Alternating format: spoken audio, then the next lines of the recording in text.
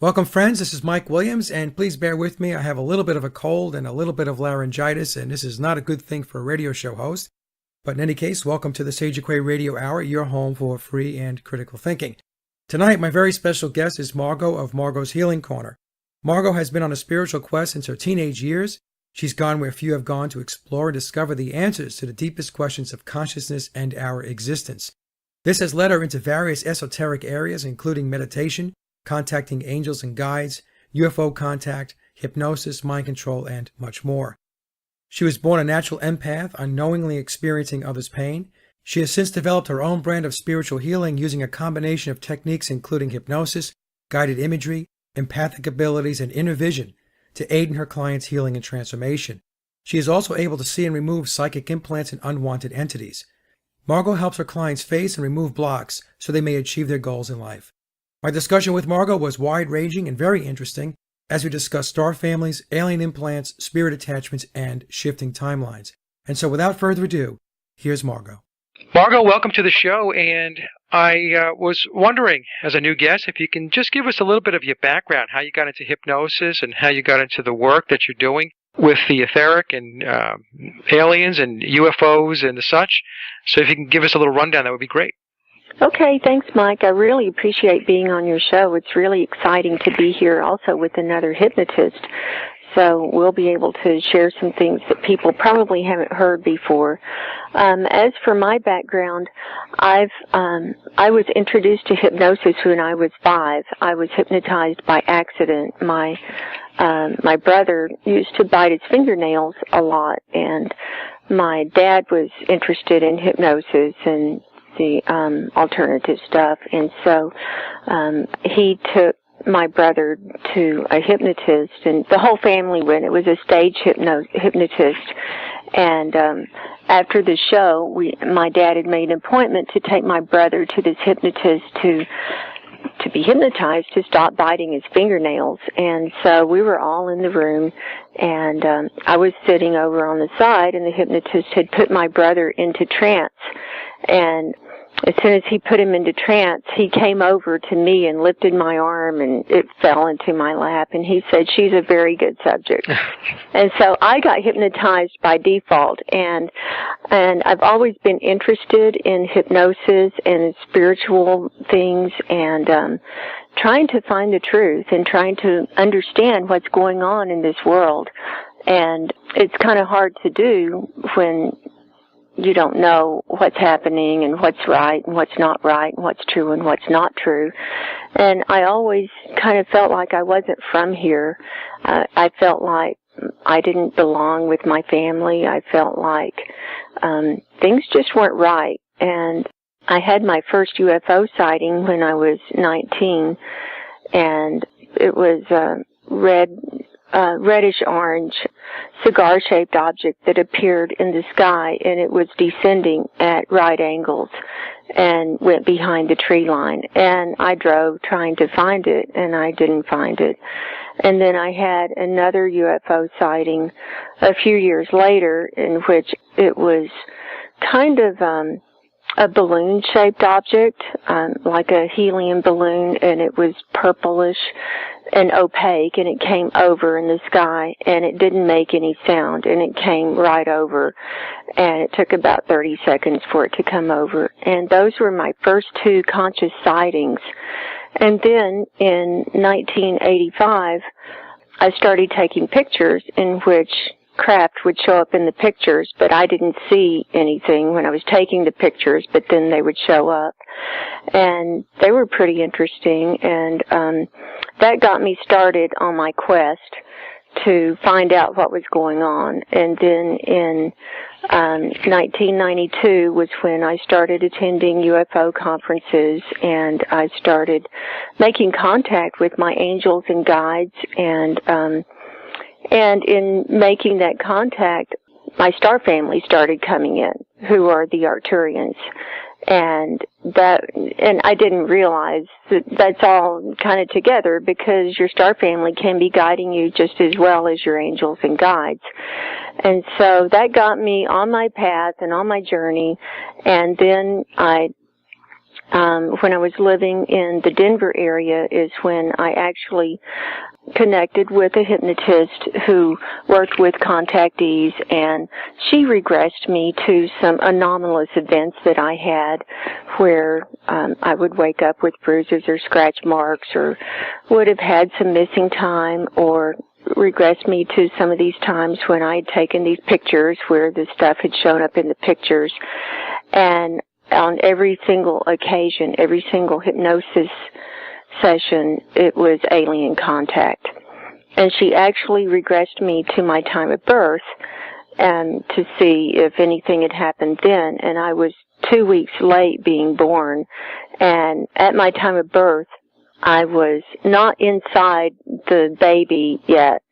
I was outside right before the time of birth, and I was on the spaceship, and I was a light being, and I had my bag packed, and my light being family was there, and they were all telling me goodbye, and that I was going on a long journey, and that I would be back, that they would have contact with me, but it might be a long time, but they'd be watching over me and making sure everything was okay.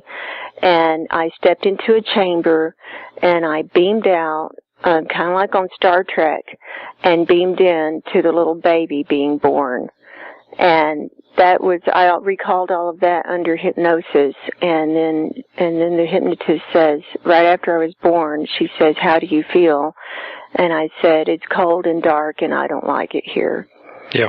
And then she progressed me forward to the first time I had contact with them, and I was a little baby laying in the crib looking up, and there were 3 light beings hovering over the crib, and they were admiring me and talking among themselves. It was all telepathic, and they said, "She's so beautiful, the experiment worked." And that changed my life.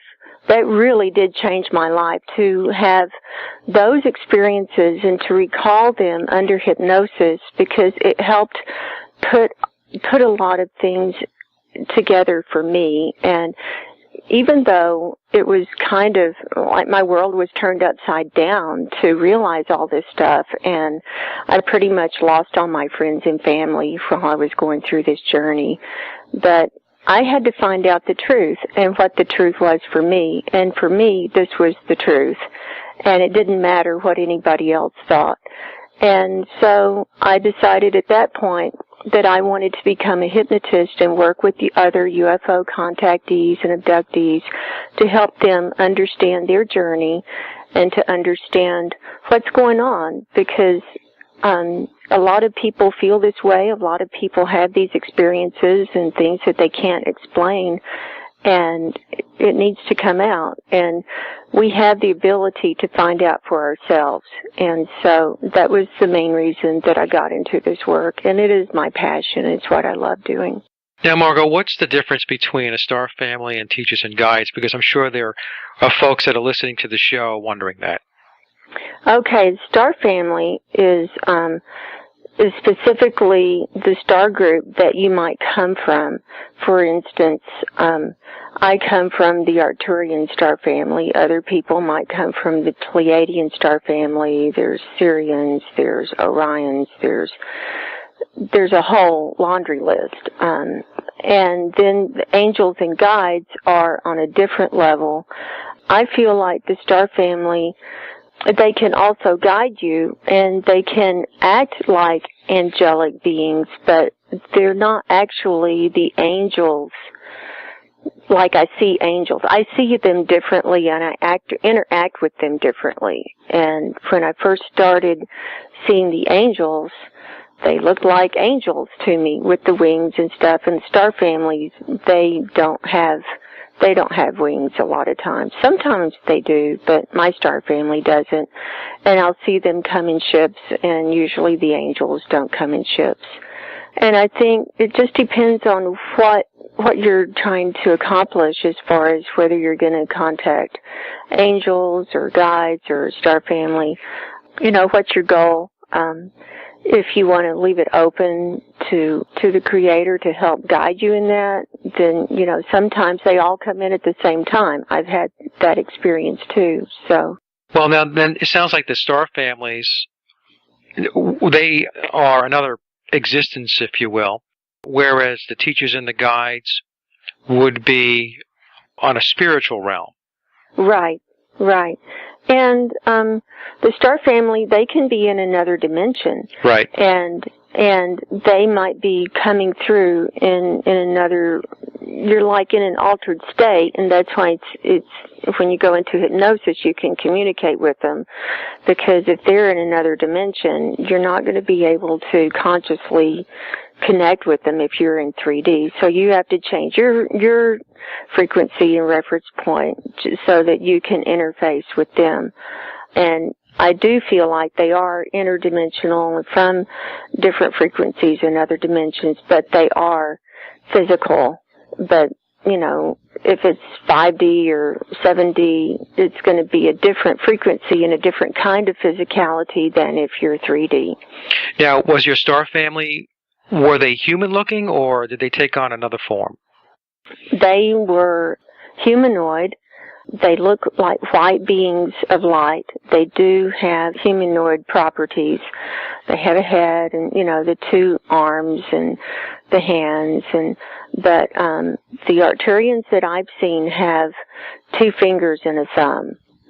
I have not seen the 5 fingers. They have 2 fingers and a thumb, and they use those to direct energy into the being.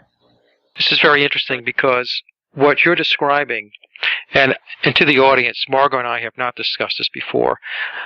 Myself and another colleague who does the same type of work, we talked about the star families, because when we do the spiritual regressions and we get our clients into altered state of consciousness, they wind up in other worlds or other dimensions, and it's not the spirit world. And that's why I'd asked the question before. And so this is very interesting to me because you're doing this work, and like I said, you and I have not spoken about this, and you're bringing forth the exact same type of information that I have gleaned from my sessions, and colleagues of mine who do this work have also brought it forth. So this is very, very interesting. Yeah, this is confirmation that this is real then, and this is, we're all hooking into the same thing. Yeah, and no, we have not talked about, we talked, 15 minutes before we decided to do the interview. Right, so, right. Yeah. Yeah, we didn't swap notes. We didn't cover, no, we didn't swap notes. We've not worked together, and I don't know you. We're getting to know each other, and I hope we'll be friends for a very long time. But, no, this is all independent information that we've gotten in. Now, Margo, when a soul comes in, and in your case, you were with your star family, and they brought you into the incarnation here on Earth.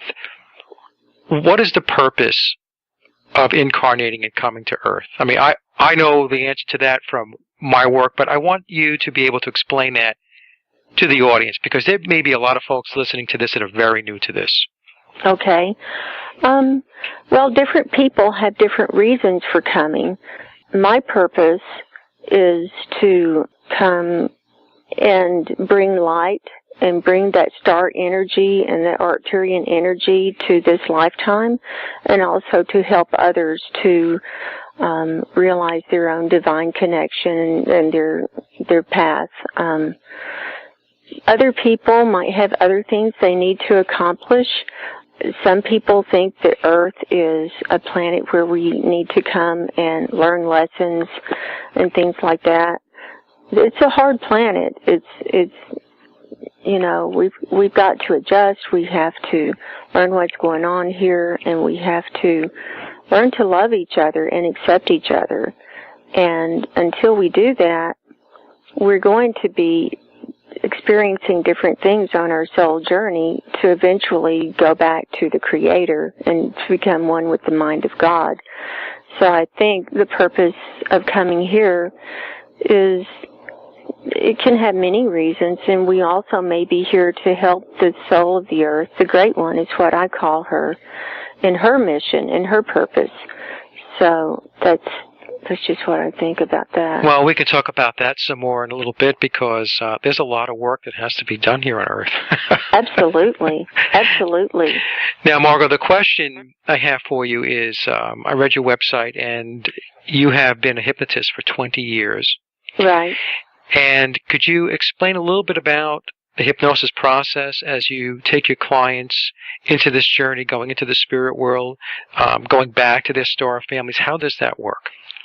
Okay, it's really interesting the way I do that. It's kind of like a past life regression, but I just put them in a relaxed state, and I do, as you know, I do all the work over the telephone, and I tape record the session and then send it by email to the client. But they just get relaxed, and then I just use an induction technique where we'll say, have you had contact? Do you have a star family, and have you had contact with them?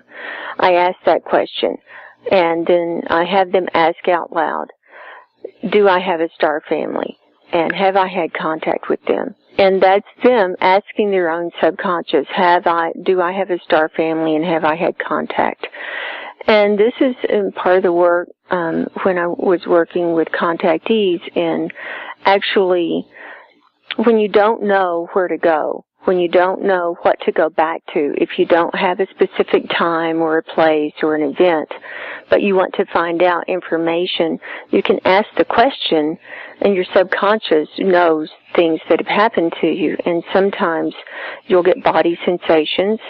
You might get a pain or a twitch or stinging, or, you know, different people have different body sensations. And with those body sensations, it's hooked into body memories and the subconscious mind, and the body doesn't forget anything. And so I have them ask that, and if they notice any body sensations, then I have them go, you know, intensify those body sensations, and then we go to a time when they felt that before. And it might be in this lifetime, or it might be in another time and space. And I just direct them like that. And then I have them go back and count them down and say, at the count of 3, or whatever I'm counting to, you'll be when you've had contact with your star family. And they go in, and it's kind of like looking at a movie, and you're participating, but you're also watching it as well. And you can actually talk to the other beings that you're seeing. Some people might not see anything right off the bat, and that's okay. But once you get used to your inner vision and that kicks in, it's like a movie, and you're interacting and talking to them. And a lot of times I'll just have them look at their feet, kind of like in a past life regression, because if you're in a body of some kind, you can look at your feet at least and see what's on your feet. Are you barefoot? Are you wearing shoes? What kind of clothes are you wearing? And then that stimulates the imagination, which helps with the visualization. And then the inner vision kicks in, and then other images, and the scene starts coming in, and then I just, you know, guide them along the way. Some people, they'll say, well, I was here, this is my first time here on Earth, and I was put here, and, you know, we have to learn the Earth ways and stuff, and it's really interesting. Now, you do this over the phone, you said? I do. Now, how do you confirm the trance depth level? Because I have found with my work that in order for these sessions to be successful, there has to be a very deep theta state. They have to be deep. Yeah. They have to be really deep. I do a long induction, and I also ask them, about in the middle of the induction part, I'll say, on a scale of 1 to 10, with 1 being the least relaxed and 10 being the most relaxed, where would you rate yourself? And then if they say I'm at a 9, then I know that they're getting really pretty good. Right. They're getting deep. And so whatever they say, whether it's a 5 or a 3, if it's a 5, then I know I need to deepen them even more. And so I do more deepening techniques. If it's a 9, even, I'll just say take a deep breath, and as you exhale, your relaxation doubles. And then it's already doubled past what they can even think of, their most relaxed state. And so they go even deeper. And then I say again, take another deep breath, and as you exhale, your relaxation doubles yet again. Then they're even deeper. And then I take them through another deepening process where they're either on a puffy cloud, drifting down to the ground, and they're becoming deeper as the cloud drifts to the ground, or they're going down steps and they're going deeper and deeper with each step going down, or going down an elevator. There's a number of techniques. And so by the time we get done with all of the deepening, I feel pretty confident that they're in the correct level. And I also ask for their subconscious mind to take them to the correct level for our work tonight or the day. That their mind takes them to that right level. That gives them permission to do that too. And so, they're interacting, and their subconscious is taking them to the level for their experience at that time. Okay, so you have this lengthy induction. There's a lot of deepening. You're getting them down to a very, very deep trance state. And I tell my clients that when I do spiritual regressions, Margo, that feelings and emotions typically manifest first. Right. Because this is at least my experience. Unfortunately, there's a lot of, YouTube videos, and there's books out there that they want to make it appear, or they present it in a way where it's all this visual stuff, and you're seeing all this activity and so on. Not that you won't get there. It's just that I have found that for a lot of clients, they have to get that emotional or that kinesthetic foundation built first. And once they get that established, then what happens is the inner eye starts to tune in, and that's when they start getting their imagery and so on. So I think it's an important point to bring out to the audience, because when you do read the books, you read the Brian Weiss books or the Michael Newton books, or you're watching stuff on YouTube, you have to be aware that, especially from the book perspective, those books are written to sell books. Right. And some people are going to be better subjects than others. It doesn't mean that it can't be done. Exactly. And I found that as well. And some people will go into trance and they say, I don't see a thing. And I say, that's fine. What are you feeling? Right. What are you sensing? What do you feel in your body? What kind of emotions are you having? Are you having any thoughts? What's coming in? And whatever comes in, we just go with that, and we just follow that thread and just keep following it and following it. And eventually most people will see something, and then they can have their experience. And that's part of learning to work with that inner eye and that inner vision. Now, some people will say that the client is making all this stuff up. It's all constructed memory. So what do you say to the naysayers who want to come forth and say, oh, this is just a bunch of nonsense? These people are making this stuff up. They're just gullible. Well, I tell them that it really doesn't matter, because what matters is the person's experience. What matters is this experience helping them resolve their issues? Is it helping them feel better about who they are and what they're here to do? And it doesn't matter what anybody else thinks. Well, that's what I tell my clients, too. I tell them after the sessions that they really need to take some time and be introspective and reflect on what it is that came forth, what the messages are, what it is they're supposed to know. And I do tell them to stay away from folks, even if they're family and friends, that are going to essentially try to knock the rungs out from underneath the experience. That's right, because you don't want them influenced by other people, and we can be so easily influenced, and so a lot of people are very suggestible that way. it's a peer thing, and you have to have a pretty strong ego in order to do this work and to accept what you see and what your experiences are. And it's a lonely path. It can be a lonely path at the beginning while you're exploring your own experiences and trying to figure out who you are and what you're here to do, because other people will just jump right in and interpret it for you. And that's not what you want. You want to interpret it for yourself. And I think that's one reason I lost most of my friends and family over this, because I wasn't going to stop until I got some answers that made me feel better. And they weren't happy with them. And I didn't care. I didn't care if they weren't happy with them. These are the answers I got. It's amazing how many people want to criticize and instill doubt. Right. Into someone. And these are people who don't know anything about the subject. They've never been hypnotized. Exactly.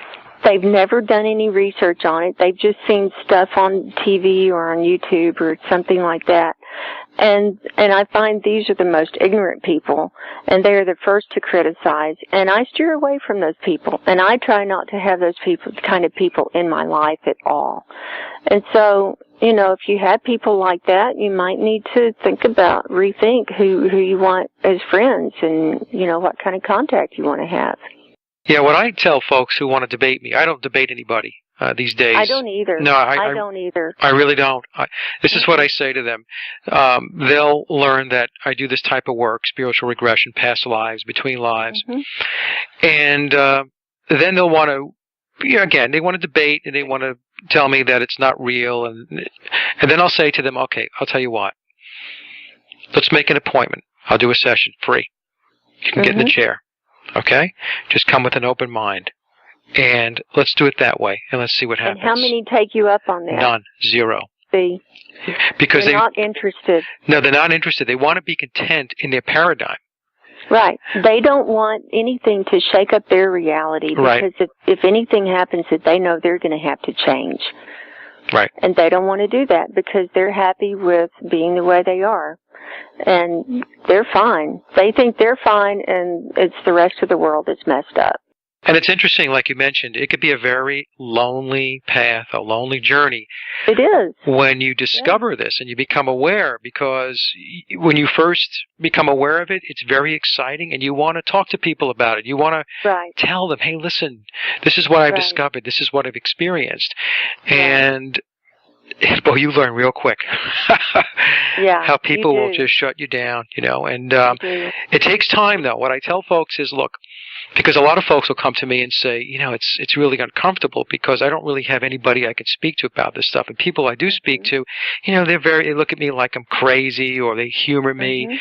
And I tell them, stay on your path, because what will happen is your reality will manifest into a different direction, and you will find your tribe. You will find those folks that you're supposed to be with. And in this process, because it is a process in which you evolve, you're going to disconnect and detach from people that may have been very close to you in your life. You might wind up leaving them altogether. I'm not talking about leaving your spouse. I'm just saying leaving certain folks behind, or distancing yourself from them, and moving toward a different set of people and like-minded folks that have very similar experiences. And then when you get there, then what happens is your spiritual growth really takes off, because now you have a support group, if you will, that will help you to further build upon what it is that you experienced. Right. That's been my experience as well. And you have to go into this with an open mind, and you have to be able to let go of all preconceived notions and all preconceived beliefs. Because your belief system, whatever belief system, before you start in on this work, it's going to change, and it will change. And you want it to change because the old system wasn't working for you. The old system was giving you post-traumatic stress syndrome or anxiety or doubts and fears, and you want to understand these things. You don't want those things anymore. And so in order to get those things out of your life, you have to change your belief system, and it will change as you understand the truth of what's been happening to you, and start putting the pieces of the puzzle together. And I found that every time I found an answer, I had 100 more questions, and I just kept going. And now, if I have a question, I go right to source. I don't go anywhere else. I go right to source, and if it's not the answer I want, I just wait a while. And I say, okay, I give up. I give up my preconceived notions and what I want and what I feel like I need and want, because I don't know what's best. And so eventually, people will get there, but this is all part of the process. It is, and I want to make one point also for the audience's benefit. When Margo and I talk about the memories or the experience, what happens is once the client gets traction in that trance state, then the experience, the imagery, whatever it is they're experiencing, it's very spontaneous, it's very fluid, it's seamless. And what I find amazing about it, Margo, is it builds an entire storyline. Yes. For the client, and it culminates to a conclusion, and that conclusion typically is messages and lessons right. and understanding and wisdom right. and knowledge that you're supposed to bring with you to help you to better navigate your current life path. And Absolutely. So if you were involved in, if you were constructing memory, in other words, you were making it up, you couldn't do that. I mean, you could not put a storyline together. No, and I have clients, they re-listen to these tapes and they say, this doesn't sound like me. I could never bring forth that, I don't talk like that in normal life. I don't have these wisdoms and these teachings in right. normal life. And that's what I found as well when I started doing my own inner work. And I was contacting angels and guides, and they were giving me all kinds of wisdom and teachings, and it's like, where did this come from? And it didn't sound like me. And, when you start talking about this to people, some people will say, oh, well, you were possessed. That's not good. That's not good. No, you're not possessed. You're tapping into another part of reality, and right. you're tapping into another part of this great God mind, and you're not possessed because you're able to control the experience and you can come out of it, and you're not taken over. Well, and you're actually tapping into an experience that if our humanity and our consciousness weren't suppressed, this wouldn't be odd at all. Right? So that's the thing. Absolutely. People think it's odd because they have been taught since the day they were born that you can't right. do this stuff, that it's ridiculous. As a child, if you talk about certain experiences, you'll be told that you have an active imagination. Now, right. cut it out and go do your homework or right. something to that effect. And that's the thing. People, they really don't understand what existence really is. No, they don't. They think it's just right here, what they can see.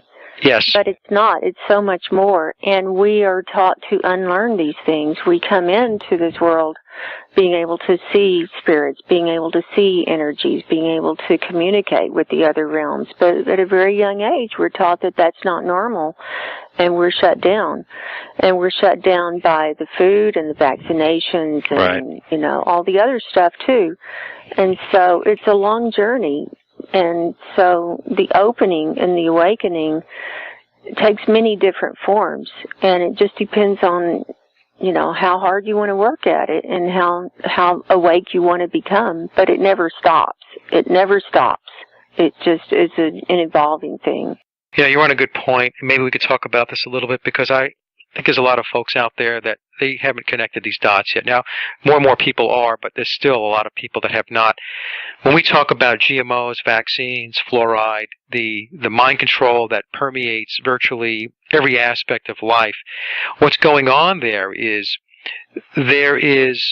an intention to damage the mind-body dynamic. In other words, to keep right. you in a box, to keep you from realizing who you are as a human. You're a divine right. being.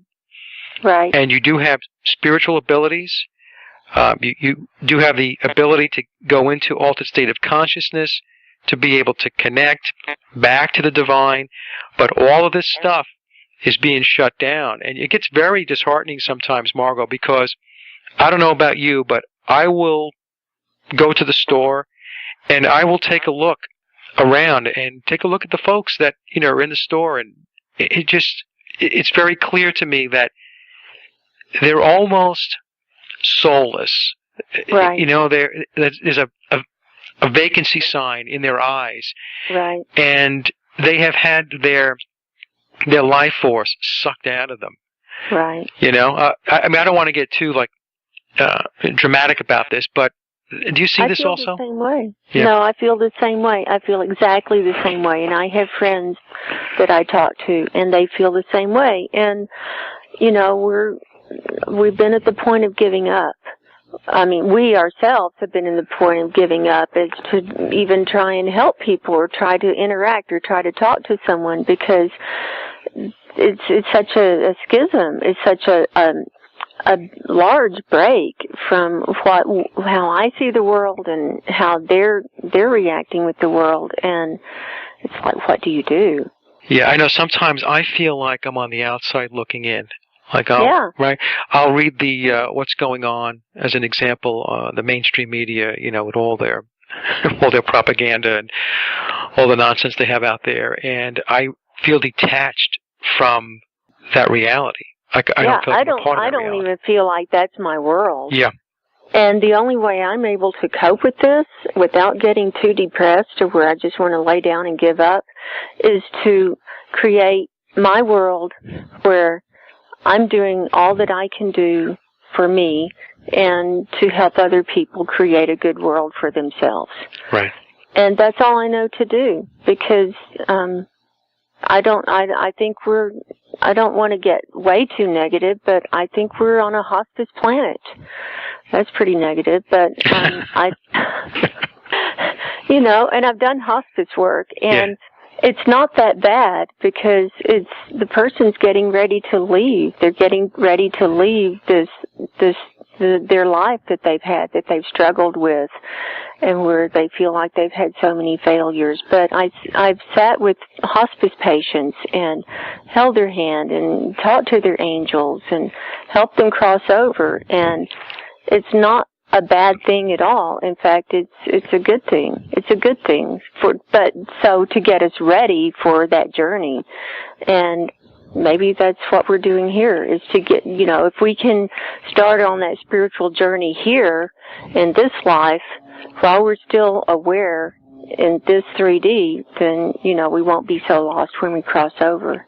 Many of the problems in the world, in my view, manifest because there is a lack of connectedness going back to spirit. Right, absolutely. And I agree. I take a look at what's going on, and it can get extremely disheartening and depressing sometimes. And so I had this discussion the other day with Zen Gardner. I was talking to Zen, and I said, the trap we cannot fall into is that one person cannot solve the world's problems. Right. What has to happen is each of us has our part. And each of us has to do our work. First, we have to do our inner work. We have to be healthy spiritually. Right. And then, we touch one person. And then now there's two of us. And then the two of us touch somebody else. And now there's four. And so what happens is it grows exponentially. Right. Right. It's a tough job, because as we're trying to do this work, those that don't want this work to get done, I call them the controllers. Mm-hmm. They're very busy 24/7. Right. Making sure that they keep things just the way they are, because they want to stay in control, and they want to be able to herd humanity in a certain direction. So that's why it's a very, very tough job, because it's not like we don't have opposition. There's a lot of opposition to the work that we're doing. A lot. Right. And some people are opposed more than others, and some people are scrutinized more than others, and it's like some people, it's like everywhere you turn, it's like roadblock, roadblock, roadblock. but you just got to keep going. And when I have roadblocks come up, I just say, well, I must be on the right path.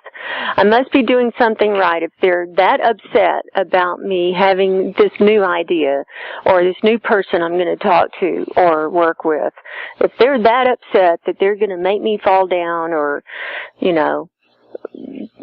whatever happens, then, or they make my computer crash in the middle of a really important thing that I'm doing or something I'm doing on my website, then, I must be on the right path.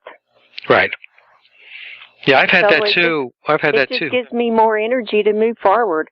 Yeah, exactly. It motivates you some more because it is a piece of it that says, no, you're not going to get away with that. Right. I've had that too. I do a lot of shows, and I have some. All of my guests are great people, and they have their areas of expertise and their skills. And there's been many times, Margo, where we get into a certain topic, a certain thread, and all of a sudden on Skype, everything will get jumbled. Right. It's almost like, you're not going to communicate that out, But, right. We persevere. We're like, no, you know what? We are going to get that out. Right. Right. So it's really, it's a battle. Now, the other thing I wanted to talk to you about, because you have some great articles on your website, and it's margoshealingcorner.com, and I'll have that at the end of the show, so folks can click and go there. But one of your articles is removal of alien, etheric, and energetic implants and entities. Right. Could you talk to us a little bit about that? Okay, this is a topic that most people are not familiar with, and when I had heard about it in the past, I kind of blew it off. I thought, what good would that do me? Even though I'm into all this far out stuff and had UFO contact and worked with contactees, I thought, what is that really? And then last November, I had my implants removed, and the world changed for me. I had been blocked and stuck in a lot of areas and had been asking for direction and had just felt like I wasn't getting any answers. And were these physical implants? No, these were energetic implants. Okay. And then once I had them removed, it's like all of a sudden I was unstuck and I was able to move forward, and I felt different. My mind was open and clear. I started having dreams again, and I just have been zooming along ever since then. And what these are things that are put into a person's energetic field. I think by they can be from aliens, they can be from your own thoughts, it can be part of your belief system. Right.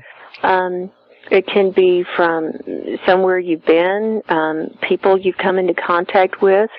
It can be a lot of different things, but it's stuck in your energy body, and it takes form. It actually does take form. And what I see when I go into, when I do this work with people, I go into trance with them. And they're not actually removing the implants, and a lot of times they don't even see them, but with them in trance, I also give them a lot of healing suggestions while I'm doing the work, and so the healing, I think, takes place on a lot deeper level, and so that's the reason I do use the trance state, and it helps me with my inner vision to see the implants as well. How about, Margo, soul attachments? Okay, there are soul attachments. I see those usually as a tether, and it can be from another dimension or someone who has died, or it can even be from someone who's alive, and somehow you're still attached to them. Yep. And you're still like picking up their energy. I had this one client, she kept having dreams about this individual that she didn't want to have dreams about anymore, and he kept showing up in her dream state, and so we did a removal of that, and that was a soul attachment, and it was actually part of the star family thing. And so the Star family actually interceded and helped with that removal. But what I saw, I did see the tether, and I saw it connecting to her liver. And once I removed that, I said, "Do you get angry? Does this person make you angry?" And she said, "Yes, and he's always made me angry." And I said, "Well, it's your anger that's keeping you attached to him, even though you don't want that attachment. And so you need to let go of your anger around that situation." So we had to do some work with that. And she had to forgive herself even, and not just forgiving the other person, but I mean there's a lot that goes on so that you can let go of the energy that's keeping that attachment. And so even though an implant might be removed or an attachment is removed, you really have to watch your thoughts and your energy, otherwise it can come back. Yeah, I had a very interesting session going back a few months ago. It was really one, if I ever write a book, it's going to be a chapter. But essentially, a client came in for a particular issue, and it was not a spiritual session, it was a clinical session. We were at it for 2 hours, and we had reached a point where it was almost like the client had hit a wall. Mm-hmm. And the client really wanted to break through, but it was obvious as I'm facilitating the session that she's being essentially stifled and held back. Right. So I just kept at it, and pressing forward. And then what happened was her mother, who is deceased, came through in the session. Oh. And it was her mother who was attached to her daughter. The daughter was the client. Oh. And what wound up happening, and this is going to sound very strange to some folks on the phone, but I was essentially now having a discussion with the mother. Right. And explaining to her that she needs to let go. She needs to release her daughter. She needs to allow her daughter to live her life, because what she's doing is, even though the mother believes she has good intent, is she's keeping the daughter depressed. She was right. She was down. I mean, she was having a lot of anxious feelings and the such. As we were approaching the 2-hour mark, what happened was, finally, the deceased mother, who was attached to the client, let go and released. Mm-hmm. And when that happened, the client in the chair just had this deep breath and this exhale, and she just relaxed, and you can just tell that just this peace just came right. over her. And then she said to me, she left. Yeah. And it was really an extraordinary session. I'm probably not doing a lot of justice, trying to explain it here in 2 minutes or so. But after the client emerged from the session, her eyes were lit up. Right. Her body language was so much different than when she came in, and she seemed alive. And she felt good. So, and the reason why I bring that story up, and I asked about soul attachments, and as a follow-up to the alien implants, is because people don't believe that this stuff actually takes place. No, it is real. Yeah. It is real. And the more we're aware of it, the more we can become free of whatever is controlling us. Because we want to be free. We want our minds clear. We want our energy clear. We want our bodies clear so that we can experience what we need to experience. And if we're not clear, we're going to be under the control of something else. And these energetic implants can cause disease. They can cause people pain. They can cause blocks in their mind. They can cause emotional issues. I mean, all kinds of things. And I don't know if you saw, I wrote another article called Removal from the Matrix, Implant Removal. I don't know if you saw that. I hadn't seen that one yet. I will read it, though. So what was that about? I put up some more articles since we talked. This one came to me directly from Source, and this is a follow-up from the alien implant removal, and it is actually removing yourself from the implant of the matrix. And the matrix is actually the way it was explained to me by Source, is the matrix does not exist outside of us. It's an implant in our minds. It's an energetic implant in our mind so that we will see and perceive the world the way the controllers want us to see and perceive it. And the way when I work with people, I see pretty much the same thing. Sometimes I see variations, but I see them plugged in to this, like, control panel. It's in another dimension, actually. It's in, like, 3.5 or 4D even, and it's from a very high technological alien race. And they're plugged into the back of their head, and that's where the eyes see, the occipital lobe. When you're seeing the world, it's actually the light comes in through your optic nerve, and those end up in the back of your head, right, in the occipital lobe, and that's where you see.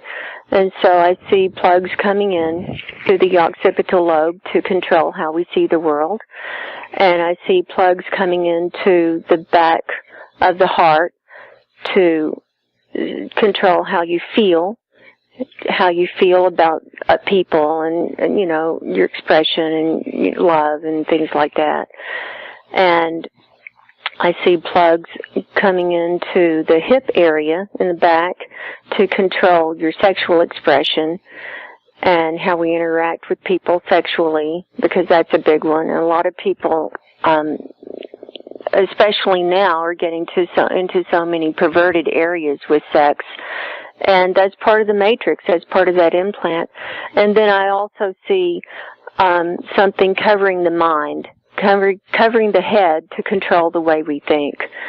And so once I take all of that off and unplug people from that, that is profound, because that also keeps the etheric implants going. So once you have both of those, all of that removed, then it's like you're still in the world, but you can see truth. You can see right.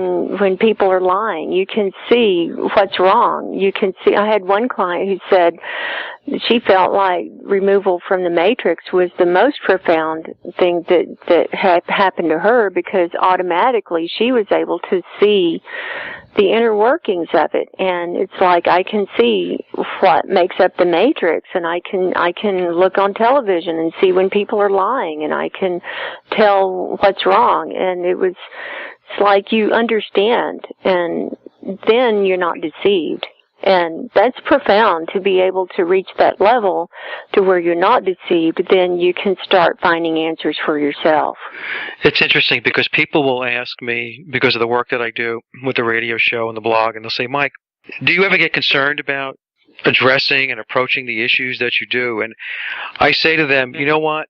I feel much more secure and comfortable in the truth, because when you can see the matrix for what it is, which is all deception and lies, it's all manipulation, right, then you step outside the box and you're no longer engaged in the fear.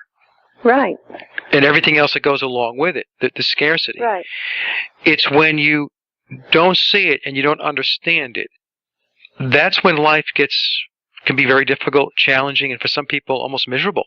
You know? Right, absolutely. And fear is an implant too, and they feed on that fear, and they want you fearful. They want you right.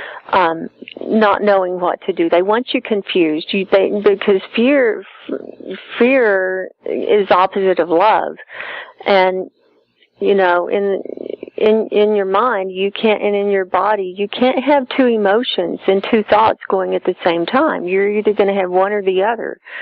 And fear is the opposite of love. And if they can keep fear ramped up, then we'll never get to love. And that's where we need to go, is love. You know, it's interesting. As I speak to folks like yourself about their ability to see the matrix for what it is, I'm trying to think of an exception, and I can't think of one. But virtually everybody that I know that's involved in this has had some spiritual awakening, some inner work that had to get done before they were able to see through the lies and the deception. That's right. Right, because our whole purpose here is spiritual. It's not physical. Our purpose is not to make money and not to be, I mean, yeah, we have to make money in order to live in this reality. Right. But, I mean, that's not why we were here. I listened to your Santos Bonacci interview this morning. Oh, it was so good. It was so excellent. And where he was talking about that exact same thing and saying our purpose is to serve the Supreme Creator. That's right. I mean, that's the bottom line, and that's so simple. But it's so hard to get there because this world is a dark world.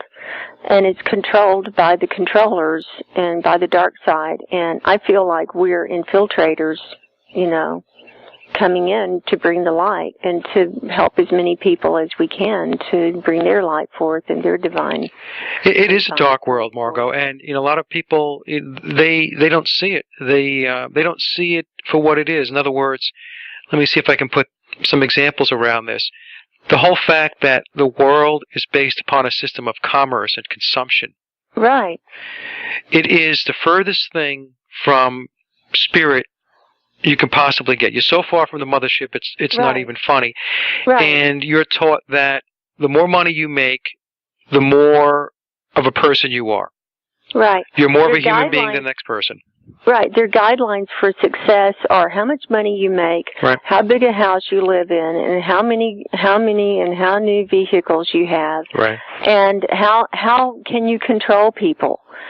I mean, that's the bottom line. It's all about greed. And I've never ascribed to that.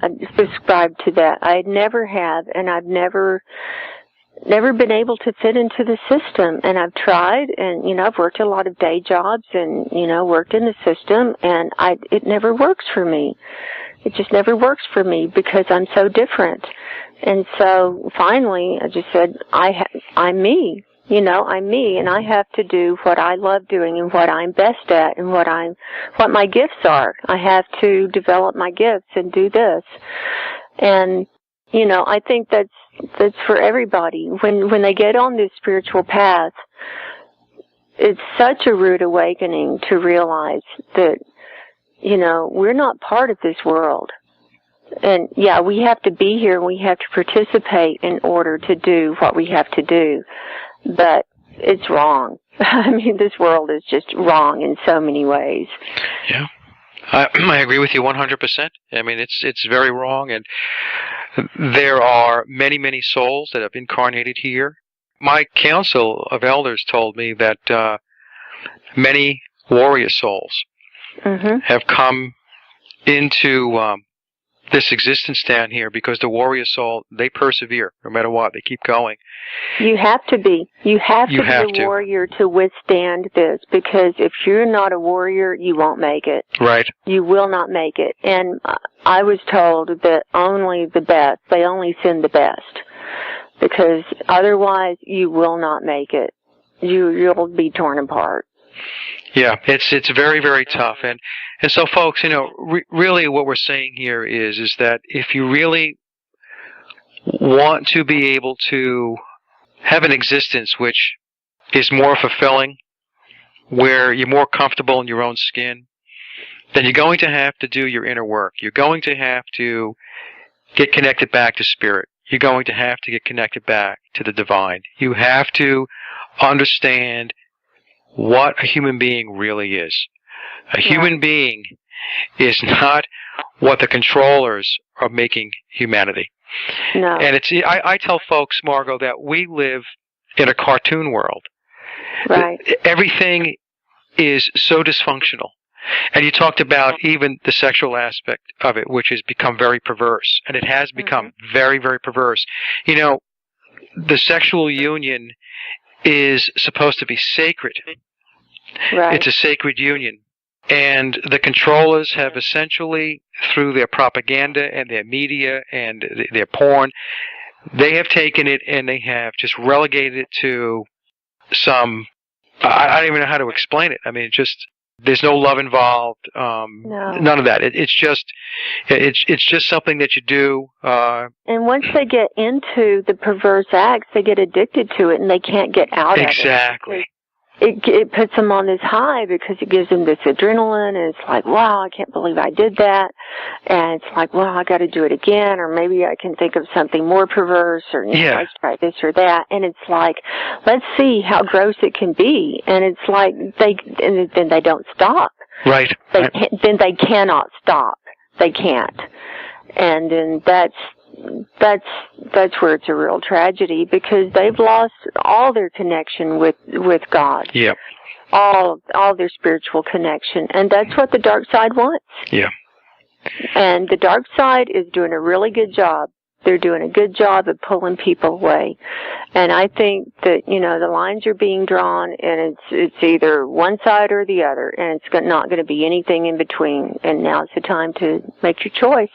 I was told by my counsel, this is going back, I guess, a few years back, Council of Elders, and I was in the spirit world, and we were talking about this very thing of what's going on here on Earth.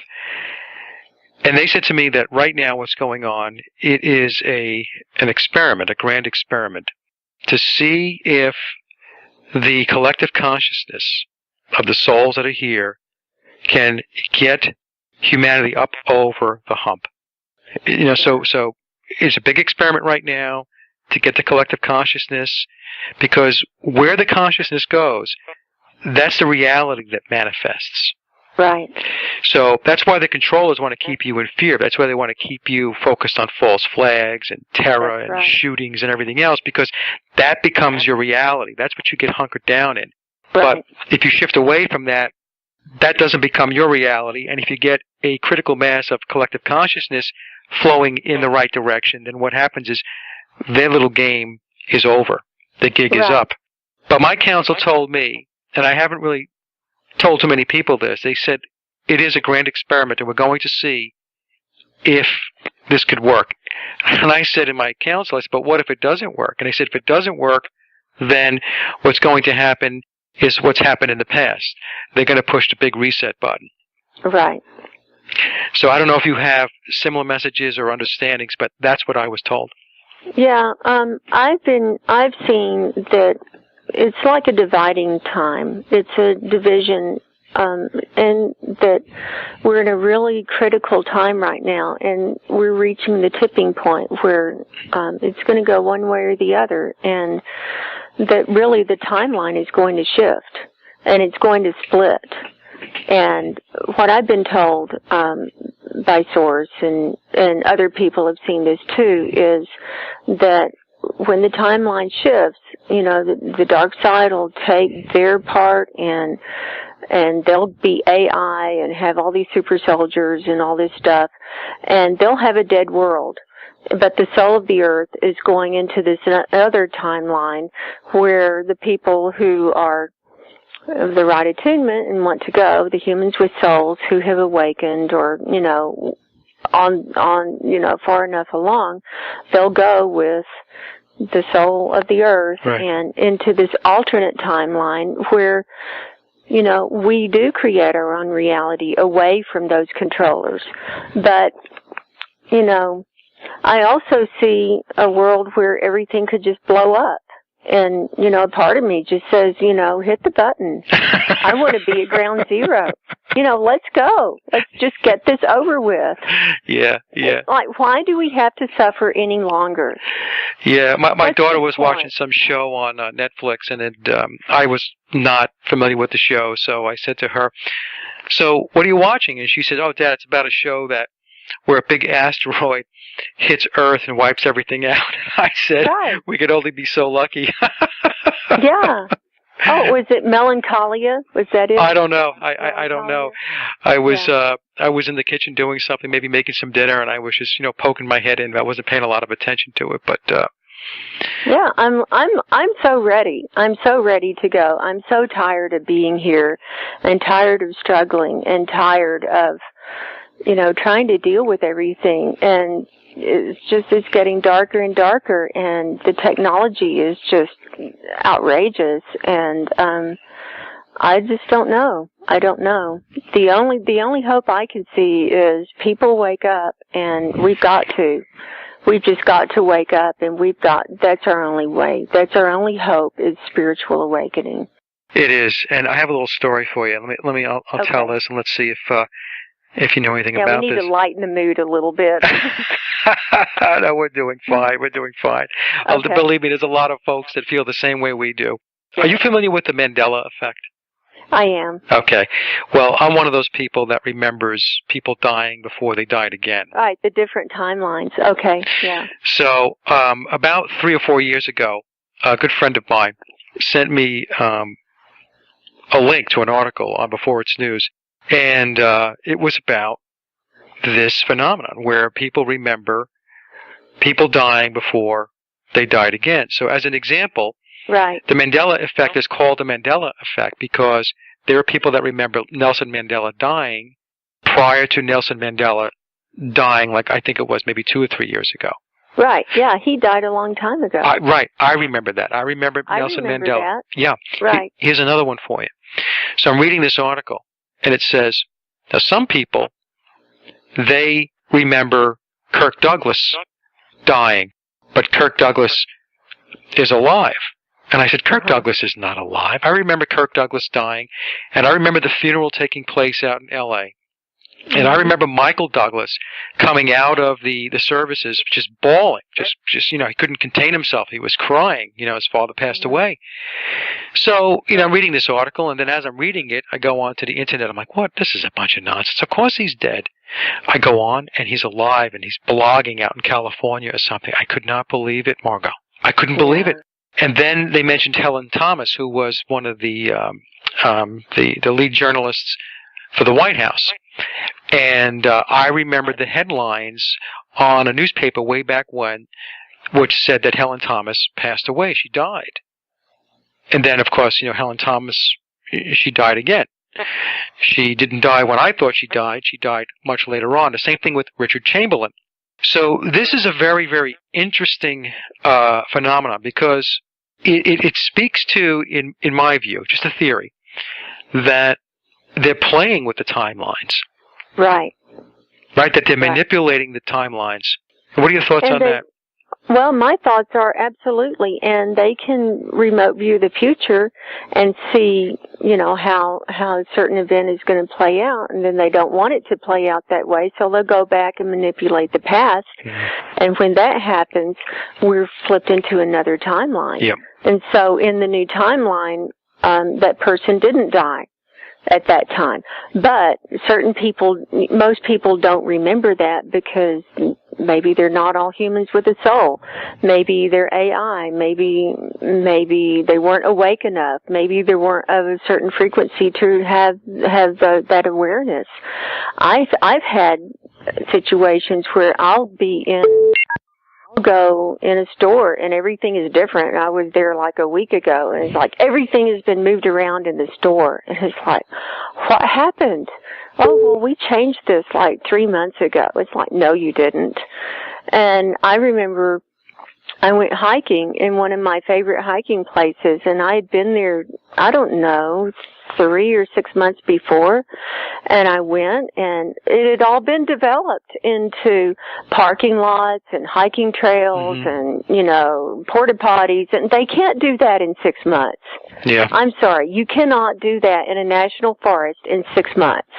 It doesn't happen. And I was spinning. I literally could not stand up. My reality was blown. And that was years ago. And that's when I started realizing that the world is shifting around us. And it can shift right in front of our eyes. I was shopping one day in a grocery store, and I had gotten some groceries, and I'd put them in my basket, and I turned around, and I was getting like bulk almonds or something, and so I went around, and my grocery cart was gone.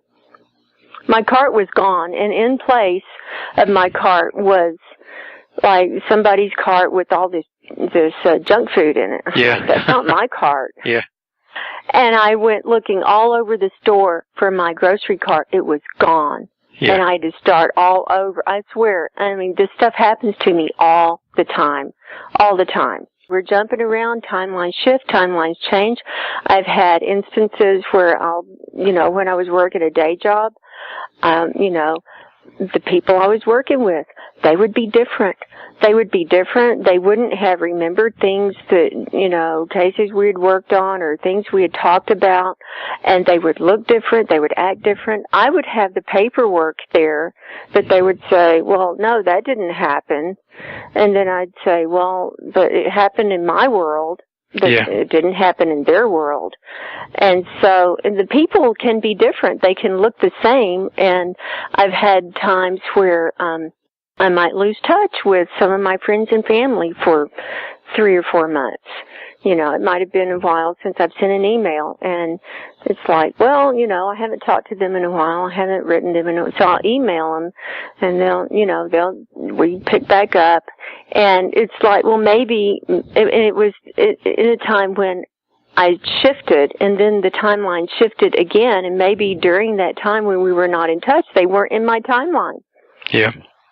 I don't know. It's crazy. Yeah, it is crazy. I have a theory that 9/11, when they did 9/11, that was a big ritual, and absolutely that the controllers know that by steering consciousness, they can manifest reality. So that's why I tell folks all the time, your thoughts create your reality. So what they do is they steer your thoughts, and by putting your thoughts in a certain place, a certain space, then what happens is they manifest their reality. And so I think since 9/11, which was 15 years ago, the world's consciousness, their focus, their thoughts, was on the attack in New York. Right. And then right after that, all of the propaganda, all of the deception and the lies ensued, and it was full-blown assault. Right. On the world. Well, that's when Homeland Security came in. They had all that set up, ready to go. Oh, exactly. Oh, yeah. Yeah, the Patriot Act was already written, all that stuff, Right. And by the way, 15 years later, with everything that's come out, there are still people that believe the fairy tale of, the official story. Planes, yeah. Yeah, but my point being is that what they did was to create their reality by shifting the consciousness, by taking the thoughts of the world and moving it and nudging it over to the right, let's say. And by just nudging it over to the right a little bit, what happened was there was a different reality. Right. And that's what I believe is what we're residing in today. Right. That, don't get me wrong, there was still a lot of bad stuff happening before 9/11, but they needed that event which would push it up over the top. Right, and they needed it in America. Right. They needed the Americans to experience it, and they needed a blood sacrifice in order to gain that energy to push it over there. Yeah, yeah. It was a dark ritual. Yeah, exactly. Well, Margo, this has been a fabulous discussion. I really, really enjoyed it. I've enjoyed it tremendously. Talking to We just got started. Yeah, we just got started. I'll have you back on the show. I mean, you've written a lot of articles now. I just went back to your website. I can see that you have some more up. So what we'll do is, we'll talk about some of those other articles by having you come back on. And great, I'd love it. Yeah, it's a good conversation. I think it's good because there's a lot of people that feel the way we feel and think the way we think. But as you mentioned earlier in the show, they don't really have the audience or the outlet in which to express their thoughts. Mm-hmm. So they can listen to us. Yay. Sounds good to me. All right, Margo. So your website, you want to give us your website? It's margoshealingcorner.com. And I have my articles up there. I'm writing new articles all the time. I'm going to be branching out and talking about, I communicate with trees and animals, and I also do healing work on the earth. I'm going to be talking about that. And some stuff about how we're blocked and how to get your spirituality, kicked into high gear by changing your diet and, keeping away from toxins as much as possible, because I've had a lot of experience in that. So be checking back, because I'm putting new articles up all the time, and contact and how to work with me. And like I said, I do work with people over the phone. And there are 3 basic sessions that you really need. The first one is a consultation and a basic hypnosis session. The second one is removal of the alien implants, and the third one is removal from the matrix. And I find when people do those 3 sessions right up front, then they're really ready to go to do other work with me. And it's otherwise they're really blocked, and we want you as open as possible, so because your belief system, your world is going to be thrown upside down when you start doing this work. Right. That's right. So thank you so much, Mike. I've so enjoyed this time, and I look forward to talking to you again real soon. You're very welcome, Margo, and you have a great evening, and we'll talk soon. Okay, thank you. All right, bye-bye now. Bye. And that concludes another Sage of Quay interview, and I hope you enjoyed the discussion as much as I did. Links to my guests' websites and social media are listed in the show notes below. And as always, I'd like to thank everyone for listening and visiting the blog. You can get to the blog by typing in sageofquayradio.blogspot.com or simply head over to our hub website at sageofquay.com. Also, if you get a moment, please visit laboroflovemusic.com to listen to my album, Leaving Dystopia. And remember, live in truth and always serve creation. It's really that simple. See everyone next week. Be safe, enjoy, and God bless.